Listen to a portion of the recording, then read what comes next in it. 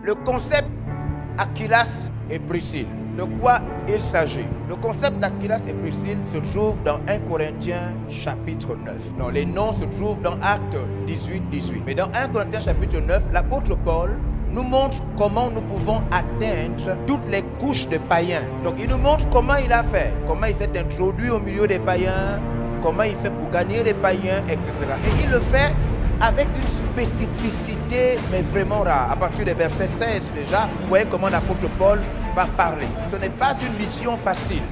Oui, ce n'est pas un exercice facile. Mais en tant qu'apôtre, je me suis permis de donner naissance au concept Aquilas et Priscille dans l'objectif de pouvoir m'adresser à travers le son, à travers la musique. Alléluia. Amen. Aux jeunes et à beaucoup d'autres personnes. Nous sortons d'une conférence à Dakar où notre thème a été comment augmenter vos finances et devenir propriétaire. Je vous rassure que sans ce genre de thème, il y a des gens qui ne viennent jamais à vos invitations. Au Canada, j'ai fait le thème sur comment attirer votre partenaire de rêve. Il y a des gens qui ne viennent pas. Si vous leur dites Jésus, ils ne viennent pas. Si vous leur dites venez être pardonné de vos péchés, ils ne viennent pas.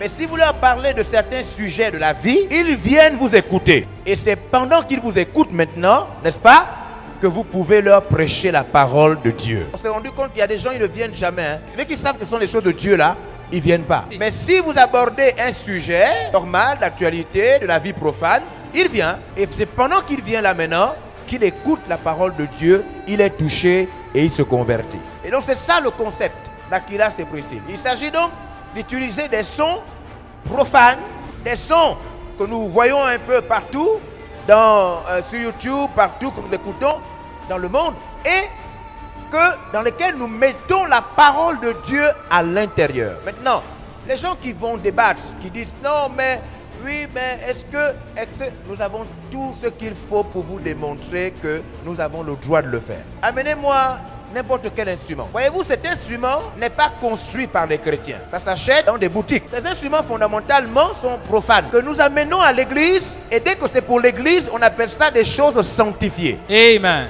Mais en vérité, au début, c'est pas pour l'église. L'église achète ça dans le monde. Mais et pourtant, nous utilisons ça pour faire les choses de Dieu. Voilà un autre instrument que nous utilisons pour faire les médias dans l'église. Mais ce sont des portables, ordinateurs portables. Ce ne sont pas des chrétiens qui font ça. Mais dès que ces choses sont récupérées par l'église, utilisées par l'église, ces instruments sont considérés saints. Ce qu'on appelle sanctifier quelque chose. Le temple est sanctifié, dit la Bible. Voici une guitare. Peut être utilisée même par un païen pour chanter la musique du monde. Si.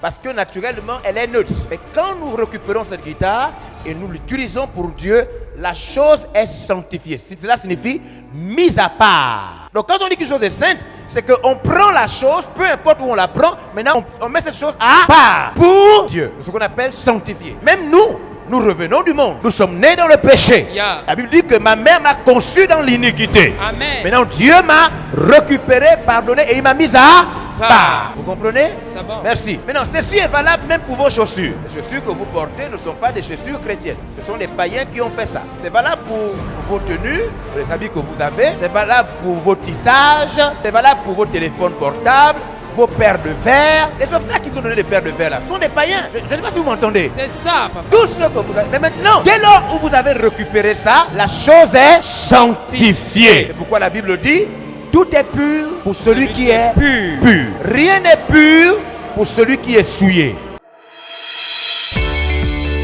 Nous espérons que vous avez été bénis par ce message de l'apôtre évangéliste Georges Olivier Bazaboa. Vous pouvez permettre à toute personne de jouir de cet enseignement en devenant partenaire par vos dons, dîmes et offrandes au numéro de compte inscrit. Que Dieu vous bénisse, vous qui permettez à l'évangile de se répandre par votre participation financière.